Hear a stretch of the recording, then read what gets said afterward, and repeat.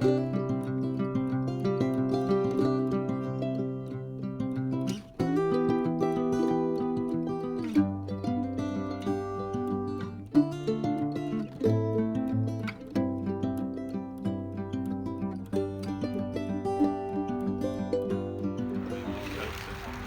right, we're getting ready to get started out here at the demonstration.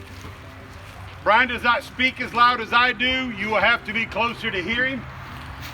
Don't get so close that he can hit you. So get as close as what you can if you want to hear what he's got to say. He'll go through what he does and what he's been doing online for us. But I do want to thank you for taking the time and doing this for us. Brother Brian. Hello. I will try to speak as loud as possible so you can hear me. And for those of you who don't know me, I am Brian Miller. And for those who are going to be watching on the video, I'm going to be posting that later actually. I've started recently doing some YouTube videos. But anyway, so this is my homemade Paracord Bullwhip. A little background to this. I really got started with the Bullwhips. Movies like Indiana Jones and Mask of Zorro were really inspirational to me for the Bullwhip. But the biggest one to me, if you know the man from Snowy Rivers, he would ride his horse, herding the other horses, and crack the whip over his head. I thought that was cool. You know, cowboy and a bullwhip at the same time. That's awesome to me.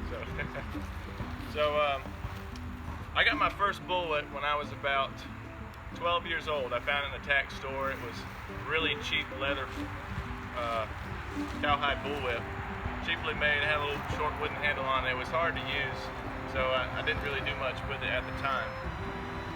Later on, a few years, when I was about 14, 15, I decided to go back out and get the Bullwhip out and just see what I could do with it. So I changed the handle on it to make it easier. I would get out in the yard and I would just keep trying until I could just get it to crack in front of me, and every day I'd go out in there and try it until I got good enough. Eventually I was just walking through the yard popping daisies. So that was really fun for me.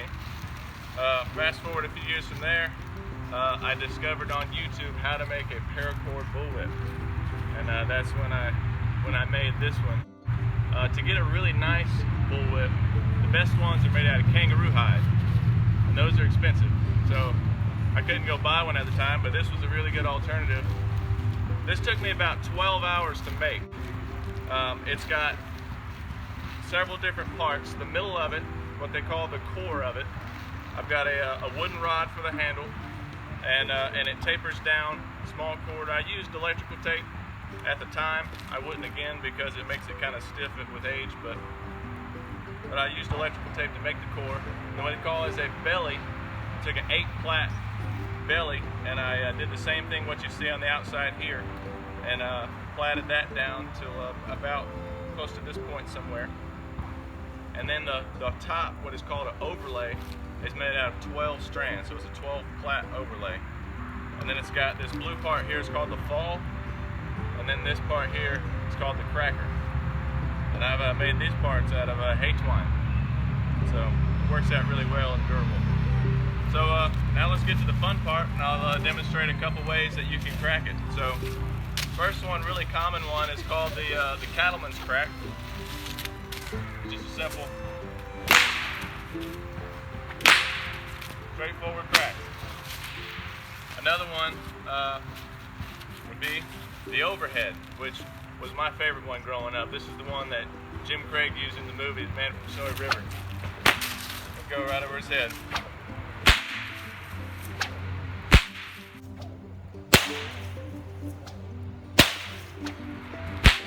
Another one would be the figure 8 crack.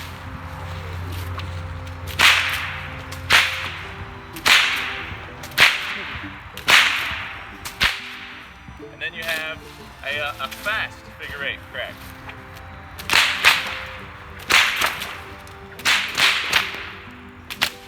And another one, which I always thought was really cool. I still haven't got this one perfected, but it's called the volley. And it's a really, really fast one.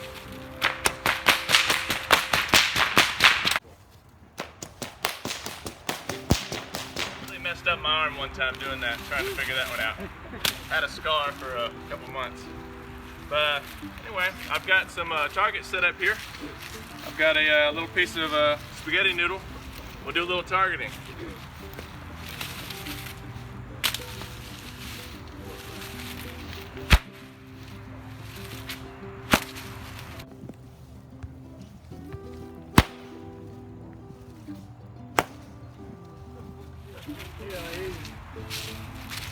Set up another one, do this a couple times.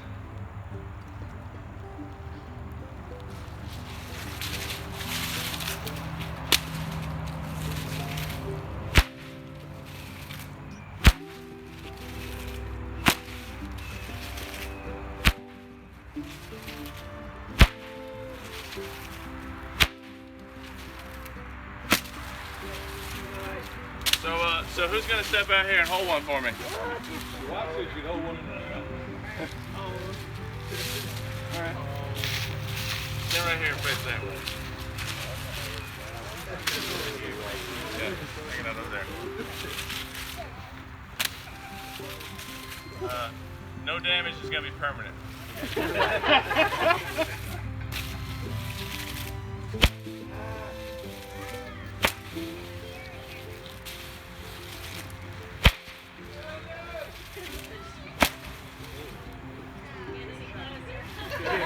Let's stop right there.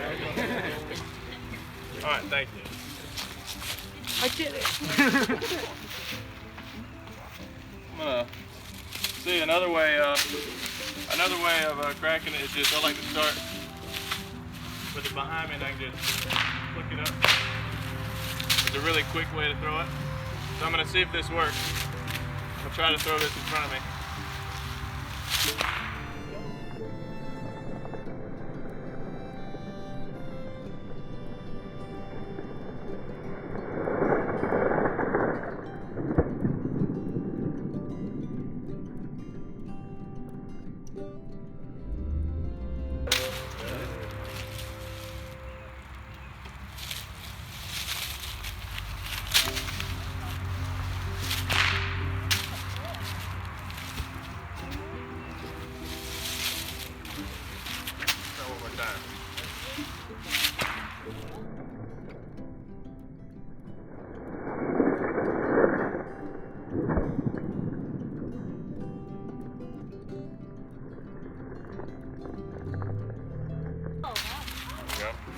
It's also fun using an empty bottle, throwing it up in the air. If you do this right, I might be able to get a second shot off on it.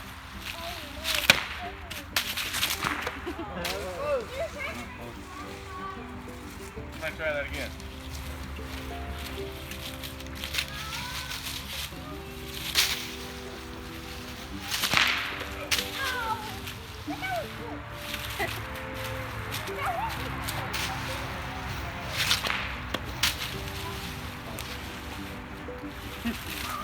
I'll try one or two more times before I bore you to death. Yeah.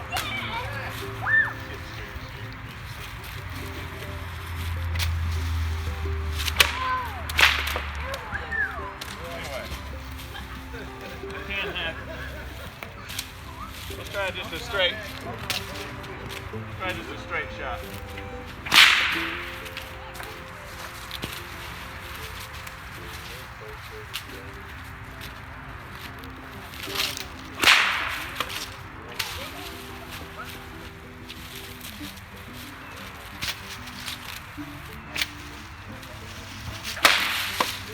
There it is.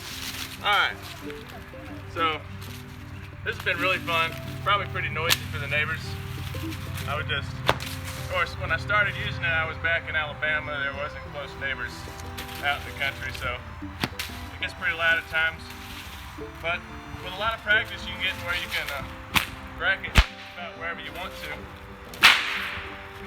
Over your head. And even around the back. So, it's been pretty fun.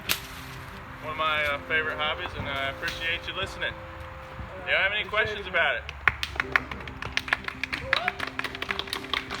Thank you. What would you use instead of the electric tape? Instead of the electrical tape, I would use probably a synthetic sinew binding instead of the tape. So altogether it's 4.